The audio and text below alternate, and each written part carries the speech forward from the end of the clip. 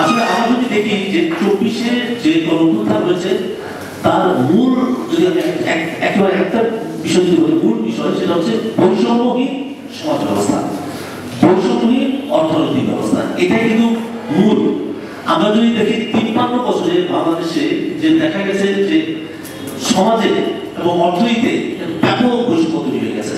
সেই বৈষম্যে মানুষ পাওয়া না হয় না, হ্যাঁ বা হ্যাঁ যুদ্ধ, কেউ পেয়েছে কেউ পায় নাই। যারা পায় নাই তারাই কিন্তু ঐক্যবদ্ধ হয়েছে, তারা ঐক্যবদ্ধ হয়ে কিন্তু এই সংগ্রামী আন্দোলন এই বিপ্লব হয়েছে। এখন আমরা যদি দেখি এর আগে 90 কিন্তু গণঅভ্যুত্থান রয়েছে, সেটা হয়েছিল আইনের শাসন, সুশাসন, ন্যায় বিচার, বিচার বিভাগের স্বাধীনতার জন্য এবং গণতন্ত্রের জন্য।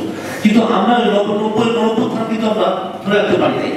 কারণ 90-এর পরে যে সমস্ত রাজনৈতিক দলগুলো ক্ষমতায় আসছে তারা এই একই রকম ভাবে কাজ চালিয়েছে। ধনী গরিবের মধ্যে বিস্তর একটা পার্থক্য তৈরি হয়েছে। মানুষের মধ্যে না পাওয়া, মানুষের মধ্যে মানে কষ্ট, মানুষের রক্তক্ষরণ, মানুষের নাভিশ্বাস, এই বেকার সমস্যা, অর্থনৈতিক সমস্যা, সব সমস্যা একীভূত হয়ে আজকে প্রথম যেহেতু শুরু করেছিল আমাদের ছাত্র ভাইরা, তারা পুরা সংস্কার করে যে সেখানে একটা বৈষম্যের কথা বলছে। শেষ পর্যন্ত সেটা কিন্তু আলটিমেট যে প্রত্যেকটা মানুষের মনের মধ্যে যে ক্ষোভ, সেই ক্ষোভের কিন্তু সেই বিকশিত রূপ ছিল সেই 5ই অগাস্ট। সেখানে কিন্তু আমাদের দেখলাম কি আমাদের ছাত্র জনতা যে বিপ্লবের মাধ্যমে শেখ হাসিনা পালিয়ে চলে গেছে, আওয়ামী লীগ আজকে কোথাও দাঁড়াতে পারছে না। কিন্তু এই জায়গাটা আমরা ধরে রাখতে হবে, এমন যেন না হয় যে এই যা কিছু করেছি আমরা সেটা এখন আমার ওই বায়নীয় উপরে চলে গেল।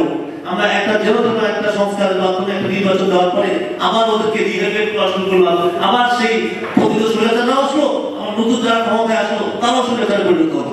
এটা কিন্তু করতে দেওয়া যাবে না। এই জন্য দরকার হচ্ছে আইন কানুন সংস্কার। সংস্কার মানে এই না আইনের মাধ্যমে, নীতিমালার মাধ্যমে, চেকস অ্যান্ড ব্যালেন্সের মাধ্যমে আমাদের কিন্তু সেই ব্যবস্থাগুলো করলে আগামী দিন কোনো ফেস্টিভাল কোনো স্বৈরাচার তৈরি হবে না।